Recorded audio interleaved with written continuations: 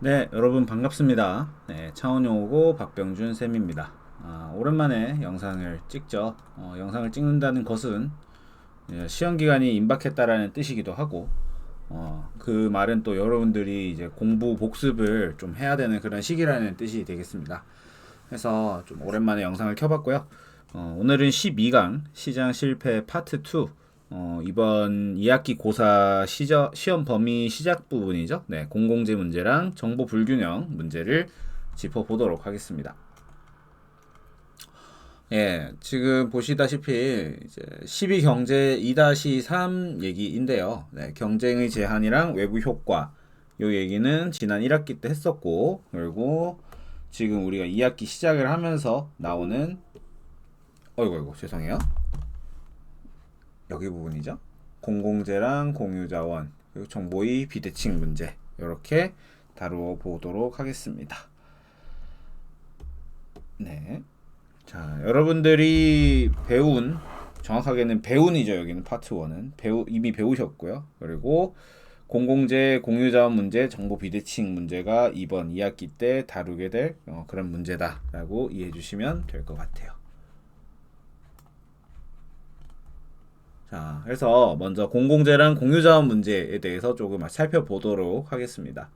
공공재랑 공유자원을 얘기를 하려면요, 일단 요 얘기를 해야 돼요. 네, 비배제성, 비경합성, 그리고 무임승차 문제, 과소생산 내지는 과다소비 문제 같은 것들에 대해서 살펴보도록 하겠습니다.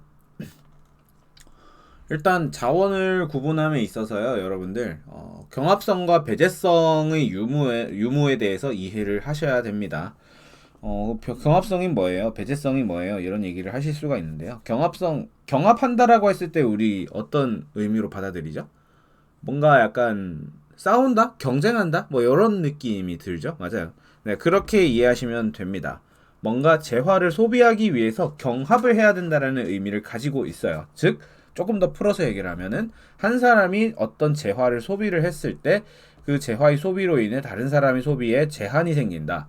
A라는 사람이 소비를 해버림으로 인해서 B라는 사람이 소비를 못 해버리는 그런 여지들이 생기게 된다면 그것은 경합성이 있다라고 얘기를 하는 거고요. 배제성은요, 그죠? 대가를 치르지 않았을 때 재화를 소비할 수 없는 그런 속성을 배제성이라고 이야기를 한다 보시면 되겠습니다. 어떻게 보면 되게 당연한 거라고 들리죠, 그죠? 누가 돈 안 내고 재화를 소비를 해 이런 식으로 생각을 하실 수도 있는데 그것은 여러분들이 흔히 알고 있는 일반적인 재화의 성격을 보고 있기 때문인 거고요. 생각보다도 경합성이 없거나 배제성이 없거나 아니면 둘 다 없는 재화들이 있습니다. 보시게 되면요, 네, 배제성이 있고 경합성이 있는 둘 다 있는 그런 재화들은 우리가 일반적으로 생각하는 사적 재화들일 가능성이 높고요. 그리고 경합성이 없는데 배제성만 있는 그런 재화 같은 경우에는 우리가 흔히 클럽재라고 부르기도 합니다. 그러니까요, 유로 OTT 서비스, 넷 땡땡땡, 뭐 디즈 땡, 말해도 되나? 뭐 어차피 수익 나는 것도 아닌데, 그죠? 넷플릭스, 디즈니, 뭐 이런 것들이지, 그지? 그런 것들 여러분들 돈 안 내고 보면 안 되잖아요, 그죠? 네, 돈 안 내고 보면 불법이잖아요. 요즘 그리고 어 여러 그 한 계정 가지고 여러 기계 돌려가지고 하면은 뭐 안 된다라고 하잖아요, 그죠?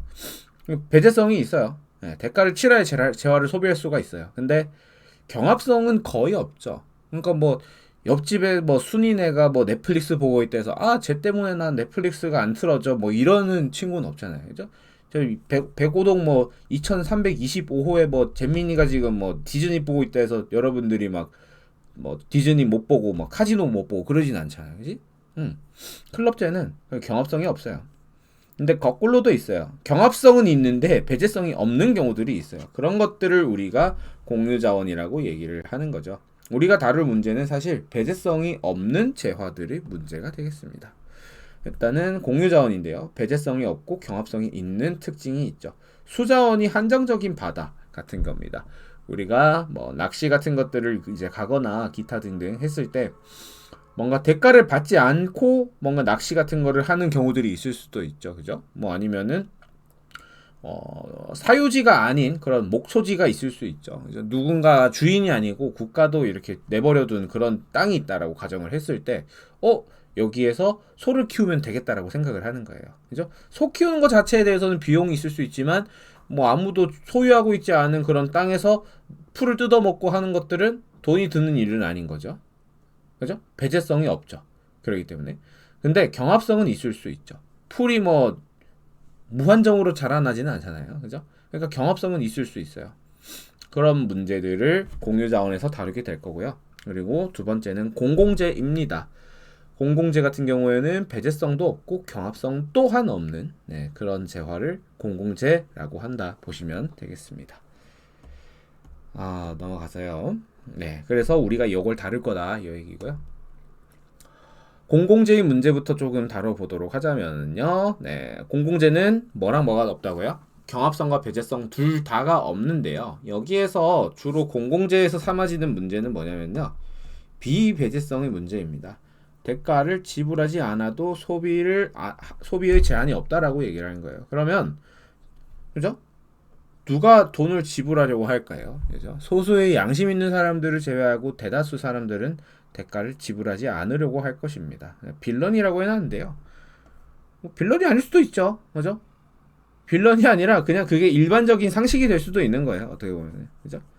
굳이 지불하지 않아도 되는 게 합리적 소비를 하는 게 되어버리는 거죠. 그런 사람들을 우리는 무임승차자라고 얘기를 합니다. 그렇다면 그죠? 이거는 소비한 사람 입장이고요. 그죠? 소비한 사람 입장에서는 돈을 낼 필요가 없다라고 하지만 생산하는 사람 입장에서도 생각을 해볼 필요가 있는 겁니다. 생산하는 공급자 입장에서는 굳이 내가 대가를 받지도 않으면서 재화를 생산하고 공급을 하고 있는데 힘이 빠지는 거죠. 그죠? 내가 뭐 자선단체야? 그죠? 아니잖아요. 굳이 생산하려 들지 않는 겁니다. 그로 인해서 공공재의 문제는 과소 생산의 문제가 되어버리는 겁니다. 반대로 이제 공유자원인데요. 공유자원 같은 경우에는 과다 소비와 남용의 문제가 발생할 수가 있습니다. 공유자원에서는 특성을 다시 얘기해보자면은 대가를 지불하지 않아도 소비 제한이 없는 비배제성이 있고요. 그리고 경합성의 문제가 있습니다. 이 공유자원 같은 경우에는 경합성도 문제가 돼요. 쉽게 말하자면은. 그죠? 비배제성도 문제가 되는데 경합성도 같이 문제가 되는 그런 케이스라고 보시면 됩니다. 그러니까 돈을 지불하지 않아도 되는데 언제 없어질지를 모르겠는 그런 재화라고 보면 되는 거죠. 그렇게 생각을 하게 된다면 이거 남들이 와서 여기서 소들이 풀을 뜯어먹게 하기 전에 우리 소들 먼저 풀을 뜯어먹게 해야겠다라는 생각을 하는 거죠. 남들이 채가기 전에 빨리 해버리는 겁니다. 그러다 보니까 욕심을 부리기 시작을 하는 거죠. 그래서 과다 소비와 남용의 문제가 발생할 수 있다. 이런 얘기를 드리는 겁니다. 우리 삶에서 볼 수 있는 공공재랑 공유자원의 예시에 대해서 여러분들이 한번 생각을 해봤으면 좋겠고 실제 수업을 하면서도 많이 생각을 해봤었죠. 한번 복습을 하는 겸 어떤 재화들이 있어 왔는지 생각해보면 좋을 것 같습니다. 이런 문제들에 대한 대화는 그죠? 이렇게 정리를 해볼 수 있을 것 같아요. 공유자원의 문제는 과다 소비의 문제였으니까 과다 소비를 하지 않도록 해야 되겠고요. 공공재 같은 경우에는 너무 적게 생산하는 문제가 생기니까 그 적게 생산하는 문제를 누군가가 해결해 줘야 되는 일이 생기게 되는 거죠. 공유자원의 문제 같은 경우에는 할당제를 실시를 하는 대안이 있을 수 있습니다. A라는 사람이 있고 B라는 사람이 있는데 너네 그냥 막 뜯어먹지 말고 너네는 A는 뭐 얼마만큼의 땅, B는 얼마만큼의 땅을 이렇게 딱 할당을 해주는 거예요. 할당을 해주면은 그리고 그 할당한 양을 넘어서서 하면은 그건 불법 뭐 이런 식으로 규제를 하는 방법이 있을 수 있겠죠. 그리고 뭐 과도한 공유자원 채취를 제한하는 그런 제도가 있을 수도 있죠. 너무 심각하다면 아예 그 공유자원과 관련된 구역을 아무도 채취 못하게 한다거나 뭐 그런 식으로 할 수도 있겠습니다. 공공재 문제는 사실은 과소 생산의 문제인데 결국은 이거는 공급자의 문제거든요. 공급자가 생산을 안 하려고 하는 문제이기 때문에요. 정부나 공기업이 주도적으로 생산하는 것이 현재 사회에서는 그나마 조금 대안이다라고 얘기를 하는 추세인 것 같습니다.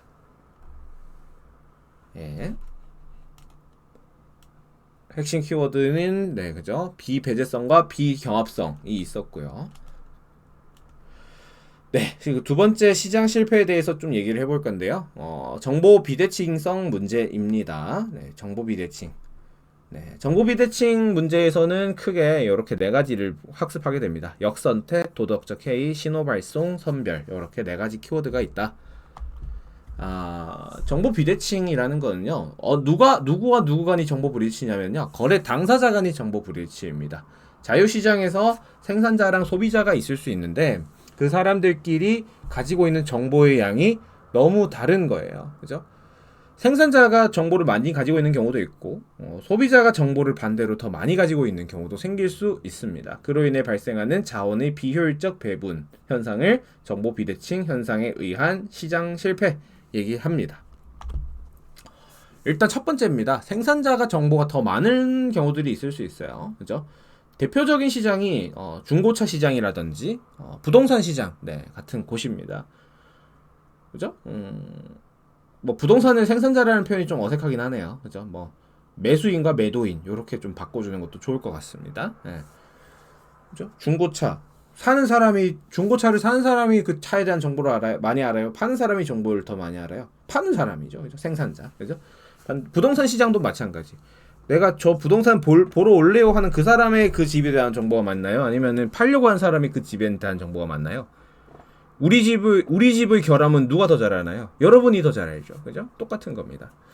그래서 서로가 정보 비대칭 되게 되면은 물론 아주 그 윤리적이고 그죠? 아주 그 양심적인 그런 사람들만이 마켓에 있다면 이런 문제는 생기지도 않겠지만 그렇지 않다라는 겁니다. 생산자들은 안 좋은 제품의 좋은 질의 제품이라고 거짓말을 해서 판매를 하게 될 우려가 있는 거죠. 네.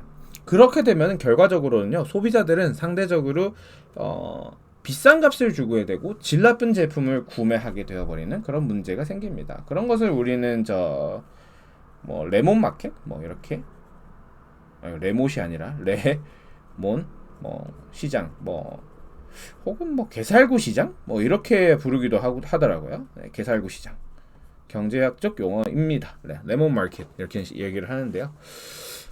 근데 이렇게만 보면 소비자한테만 손해지 소비자 호구지 이렇게 생각을 할 수도 있는데 장기적으로 봤을 때는 이거는 생산자한테도 좋지 않죠. 속았다는 사실을 알게 되면은 소비자들이 장기적으로는 그 생산자의 제품을 사려고 하지 않습니다. 그런 것들이 분명히 문제가 되는 거고요. 반대로 소비자의 정보가 과다해지는 문제가 생길 수 있어요. 보험시장, 신용거래 같은 걸 하는 시장이 있을 수 있겠죠. 보험시장 마찬가지예요. 보험사랑 여러분들 둘 중에서 여러분들이 몸 상태, 건강 상태에 대해서는 여러분이 더 잘 아는 거고 신용거래를 함에 있어서 대출을 함에 있어서도 그죠? 여러분들이랑 은행들 둘 중에서 여러분들 스스로의 어떤 신용도라든지 그죠? 재산 상황 그런 것들에 대해서는 여러분들이 당연히 저 더 잘 압니다. 그래서 소비자들이 물론 이렇게 자신 있게 이렇게 그리고 솔직하게 얘기해 주면 좋지만 또 모두가 그렇지 않다라는 문제가 있는 거죠. 소비자가 역시 자신의 건강 재정 상태를 숨기게 되는 문제가 생길 수 있고 생산자들은 그러한 사실을 모른 채 대출이나 보험 가입 승인 같은 것들을 해줄 우려가 있는 겁니다. 그렇게 되면은 속았다는 사실을 알게 된 생산자들도 소비자에게 제품을 판매함에 있어서 신중해지고 그렇지 않을 문제들이 생길 수 있게 된다라는 겁니다. 이것도 결국은 양쪽 모두에게 좋지는 않은 문제가 될 수 있는 거죠. 그로 인해 발생하는 대표적인 문제를 우리는 역선택 문제랑 도덕적 해이, moral hazard 문제가 있다라고 얘기를 하는데요. 두 가지 다 경제적 용어입니다. 역선택은 정보를 덜 가진 덜 가진 쪽이 이제 불리한 의사결정을 하는 피해를 보는 상황입니다. 어떻게 보면 일종의 피해를 받게 되는 상황 자체를 역선택의 상황이라고 얘기를 하고요. 도덕적 해이 같은 경우는 정보를 더 가진 쪽이 악용을 하는 일종의 가해 좀 애매한 용어긴 한데요. 어떻게 보면은 그죠 가해에 가깝기는 하죠. 악용을 해서 이득을 취하는 거니까요. 일종의 가해 현상과 비슷하다 생각하시면 됩니다. 그 예시들은 아마도 여러분들이 저랑 공부하면서 좀 잘 익히셨을 거라 생각을 합니다. 그럼 이런 문제들을 어떻게 해소할래? 라고 물어보시게 된다면은 크게 세 가지가 있다라고 하는데요. 일단은 신호 발송과 선별 요게 일단 가장 대표적일 것 같아요. 신호 발송은 정보를 많이 가지고 있는 사람들이 적게 가지고 있는 사람한테 정보를 제공하는 거예요. 이렇게만 봤을 때 정보를 많이 가지고 있는 사람이 유리한데 왜 굳이 적게 가지고 있는 사람한테 정보를 제공하지? 라고 생각을 하실 수가 있는데, 제가 말씀드렸잖아요. 정보를 많이 가지고 있는 사람이 뭐 소위 말하는 갑질을 한다 해가지고 그 사람한테만 무조건 좋은 게 아니라고요. 장기적으로 봤을 때는 그 사람의 제품도 안 사주거나 그 사람한테 제품을 안 팔려고 한다니까.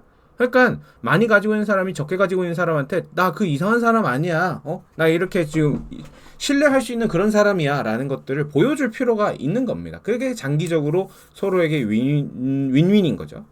그래서 그런 것들을 인증 마크나 자격증, 차량 검사증 같은 걸 통해서 신호 발송을 합니다. 우리 차 침수차 아니에요, 이런 것들이죠.